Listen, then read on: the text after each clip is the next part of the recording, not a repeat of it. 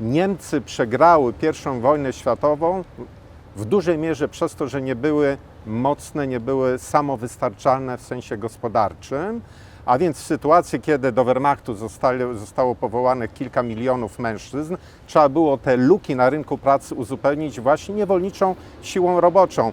Taka była w największym skrócie lekcja, którą NSDAP wyciągnęła z Wielkiej Wojny. Ja bym to powiedział nawet brutalniej. Ta lekcja, jaką Niemcy wyciągnęli z I wojny światowej, to była taka, że I wojnę światową Niemcy prowadzili jednak w dużej mierze na własny rachunek.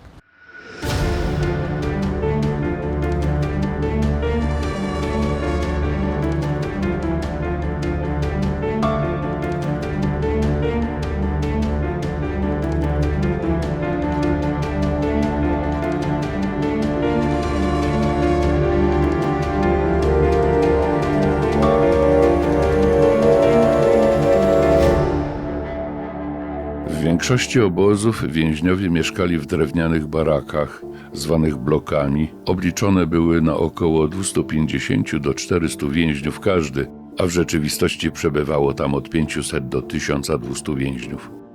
Spali przeważnie na słomie rozrzuconej cienką warstwą na ziemi.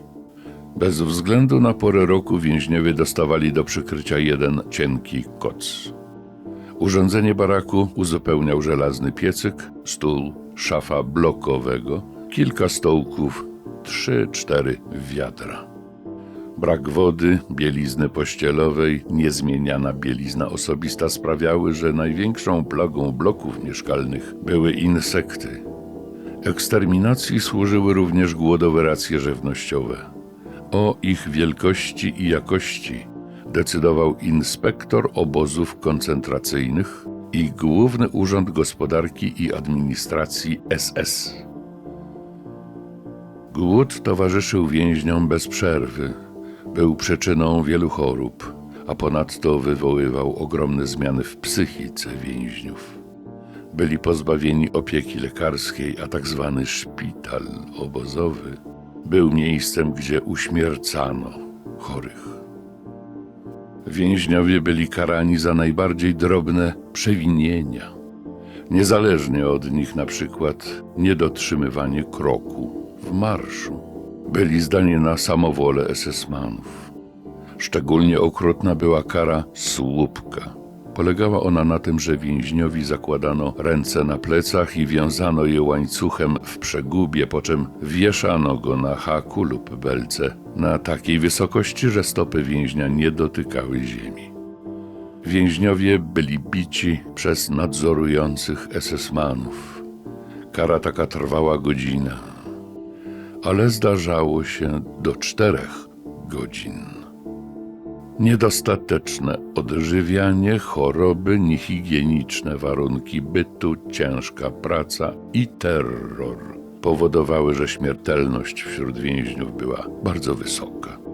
Fragment książki Obozy hitlerowskie na ziemiach polskich 1939-1945 pod redakcją Czesława Polichowskiego.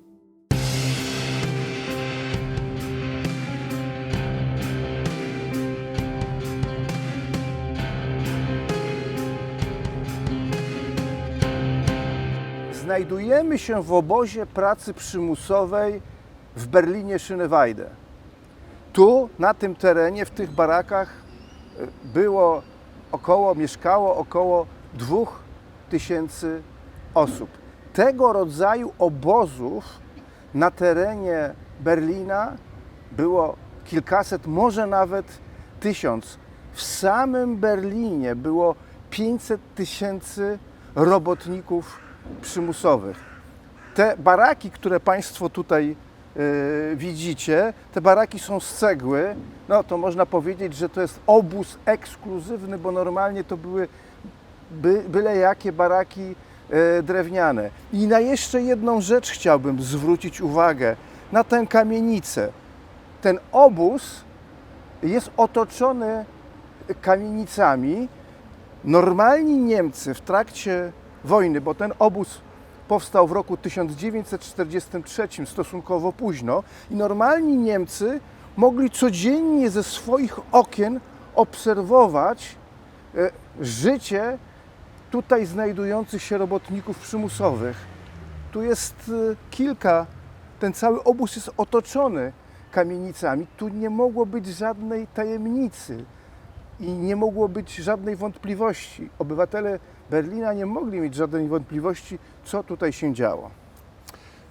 Jeżeli mówimy o kilkuset placówkach, miejscach tego typu w samej stolicy Niemiec w czasie II wojny światowej, to już jest wystarczający powód, żeby mówić o tym, iż mieliśmy do czynienia w czasie II wojny światowej w Niemczech i na tych terytoriach okupowanych przez Rzeszę Niemiecką z całym systemem, rozbudowanym systemem pracy przymusowej, właściwie pracy niewolniczej. Można powiedzieć, że w ten sposób niemieccy narodowi socjaliści wyciągali kolejną lekcję z tego wydarzenia formacyjnego dla nich, jakim była I wojna światowa. Jaka to była lekcja w kontekście właśnie tym, o którym dzisiaj mówimy, a więc pracy niewolniczej, pracy przymusowej? Ano przekonanie, takie mocno ugruntowane wśród nazistów przekonanie, że Niemcy przegrały I wojnę światową w dużej mierze przez to, że nie były mocne, nie były samowystarczalne w sensie gospodarczym, a więc w sytuacji, kiedy do Wehrmachtu zostało powołanych kilka milionów mężczyzn, trzeba było te luki na rynku pracy uzupełnić właśnie niewolniczą siłą roboczą. Taka była w największym skrócie lekcja, którą NSDAP wyciągnęła z Wielkiej Wojny. Ja bym to powiedział nawet brutalniej. Ta lekcja, jaką Niemcy wyciągnęli z I wojny światowej, to była taka, że I wojnę światową Niemcy prowadzili jednak w dużej mierze na własny rachunek. Niemcy i faszyści, znaczy narodowi socjaliści wyciągnęli z tego taki wniosek, że starali się ten koszt rozłożyć na kraje podbite i ta wojna była prowadzona na rachunek ludzi, którzy zostali wcześniej podbici. Bo też robią wrażenie liczby, bo musimy trochę powiedzieć o samych liczbach. Na terenie Rzeszy było około 13 milionów robotników przymusowych. Ale to nie wszystko, bo również na tych terenach podbitych Niemcy wykorzystywali pracę niewolniczą, na przykład w gettach. I my nie jesteśmy w stanie dokładnie określić liczby wszystkich robotników przymusowych, którzy pracowali na rzecz III Rzeszy w trakcie II wojny światowej. Być może to jest liczba przewyższająca nawet 20 milionów osób. To jest niewiarygodna liczba.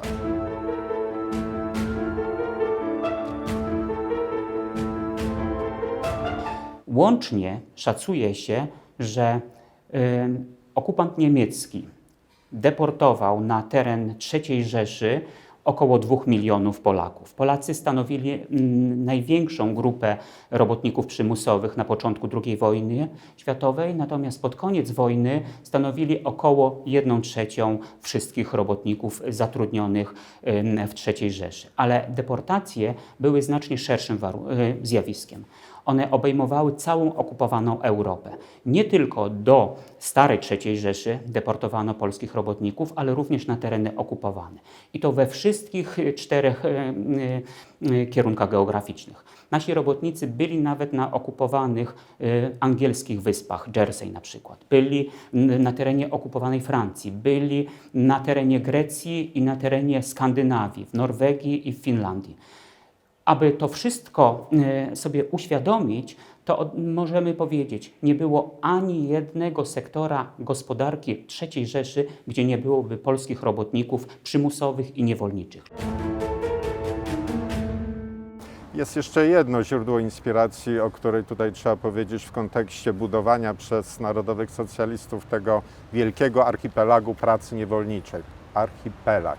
To nam się kojarzy z archipelagiem Gulag, a więc ze Związkiem Sowieckim. Adolf Hitler, chociaż nie krył swojej nienawiści do systemu komunistycznego, używał ciągle tego słowa żydokomuna, żydobolszewia, to jednak z 2 powodów wpadał w zachwyt z powodu tego, co Lenin i Stalin uczynili w Rosji.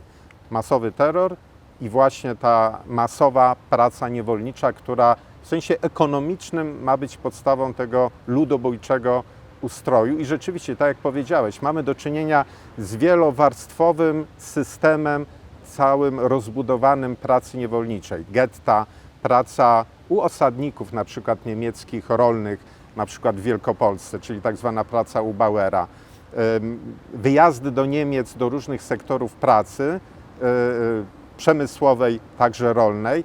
I zwróćmy uwagę, Niemcy... Obozy koncentracyjne, bo tak jak Auschwitz, duża część Auschwitz pracowała dla niemieckiego przemysłu więźniów z Auschwitz. Najczęściej te obozy, które potem stawały się obozem zagłady, zaczynały najpierw jako obóz pracy przymusowej. Taka była reguła. No i zwróćmy uwagę, że tutaj były dwa cele, które narodowi socjaliści, Niemcy hitlerowskie chciały osiągnąć. Z jednej strony oczywiście cel stricte ekonomiczny, czyli na przykład praca dla przemysłu zbrojeniowego, ale z drugiej strony, no przecież to było wpisane w cały system ludobójstwa wyniszczenie przez pracę.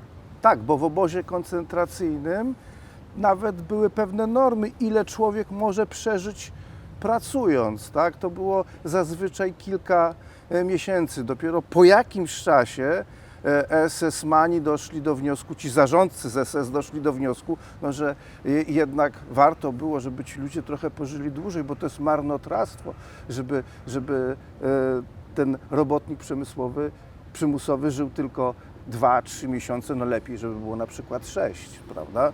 Tutaj w tych barakach byli ludzie spędzeni, przywiezieni przez Niemców właściwie z całej okupowanej Europy, z Italii, ale także z okupowanych ziem Polski, z okupowanych ziem Związku Sowieckiego, być może nawet z Bałkanów. W każdym razie to pokazuje, że rzeczywiście ten mechanizm, machina wojenna niemiecka żywiła się niewolniczą pracą właściwie całej Europy opanowanej przez Niemców.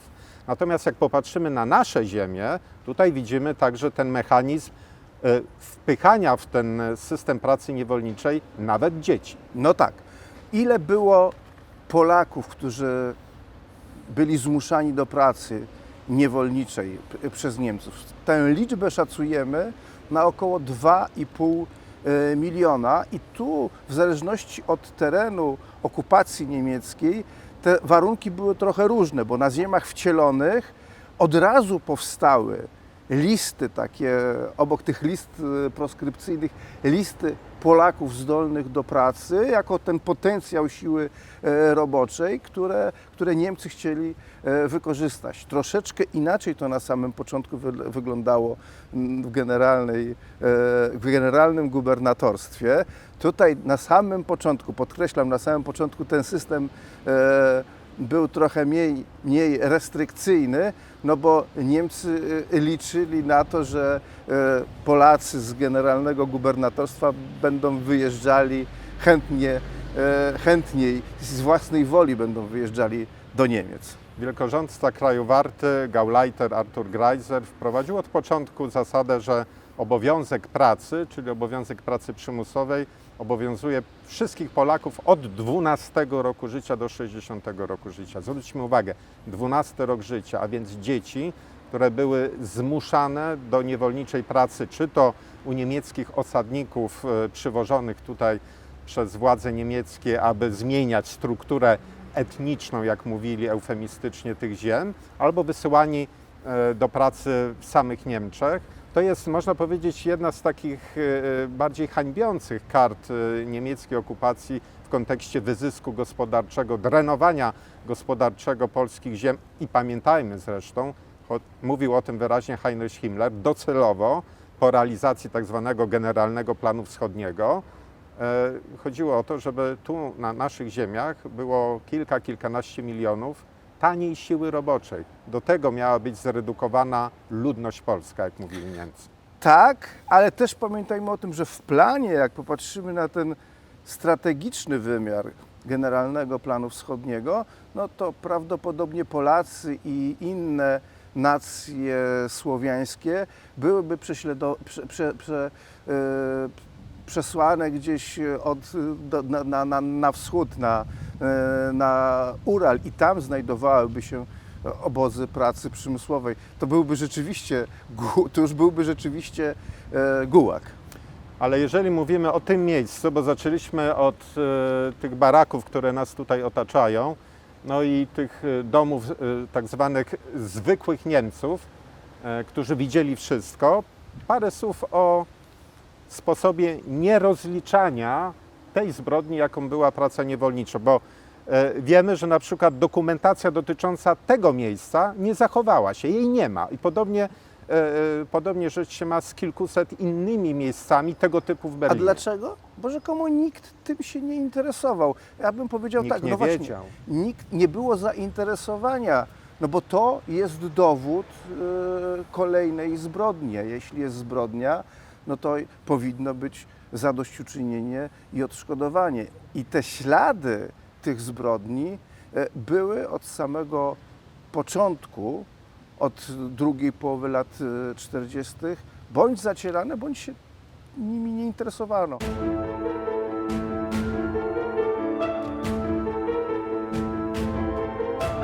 Chciałoby się powiedzieć, że sprawiedliwość zawsze zwycięża, ale akurat w przypadku polskich robotników przymusowych i polskich robotników niewolniczych III Rzeszy tej sprawiedliwości do tej pory nie było.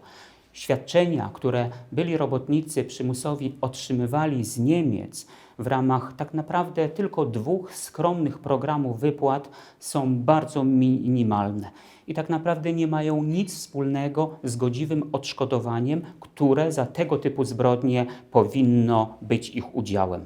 Fundacja Polsko-Niemieckie Pojednanie, która realizowała takie programy w latach 90. i na początku XXI wieku, wypłaciła z tytułu pracy przymusowej i niewolniczej kilka miliardów marek, ale były to tak skromne świadczenia, że jeden robotnik przymusowy mógł na przykład za 4 lata czy 5 lat pracy przymusowej otrzymać 2200 marek. To jest naprawdę niewielka kwota. Być może te dokumenty, no bo jakaś dokumentacja tego miejsca musiała być może dokumenty te zaraz po II wojnie światowej zostały gdzieś wyrzucone i zniszczone i tak naprawdę nie ma listy robotników przymusowych, którzy tutaj w tym obozie się znajdowali. No ale słyszymy ciągle od władz niemieckich, że jednak przecież na początku lat 2000 Niemcy wypłaciły odszkodowania dla polskich robotników przymusowych, że o co właściwie chodzi, sprawa już jest załatwiona. No właśnie, a jakiej wielkości były to odszkodowania? Może jeszcze zwróćmy uwagę na genezę tych świadczeń. To nie było tak, że Niemcy doszli do wniosku, że należy się ofiarom zadośćuczynienie. Nie, te wypłaty były związane z tym, że przed sądami amerykańskimi, bo tylko przed sądami amerykańskimi można było dojść do sprawiedliwości, przemysłowi niemieckiemu groziły poważne procesy, które skończyłyby się na pewno orzeczeniem o odszkodowaniach. Czyli przemysł niemiecki, państwo niemieckie poniosłyby straty, ogromne straty wizerunkowe i ogromne straty finansowe. Dlatego zdecydowano się na wypłatę. No i jaka ta była wypłata? Bo to też świadczy o tym rodzaju zadośćuczynienia. No na pewno deszcz pieniędzy. Deszcz. Mówimy o państwie Robotnicy praworządnym. przymusowi, którzy znajdowali się w obozach koncentracyjnych, dostali około 7,5 tysiąca euro, a normalni robotnicy, którzy pracowali w przemyśle, około 2,5 tysiąca euro. Czyli Miesięcznie. Miesięcznie. Nie. Nie. Nie? Nie. To była cała wypłata. Te 2,5 tysiąca euro to była cała suma odszkodowania.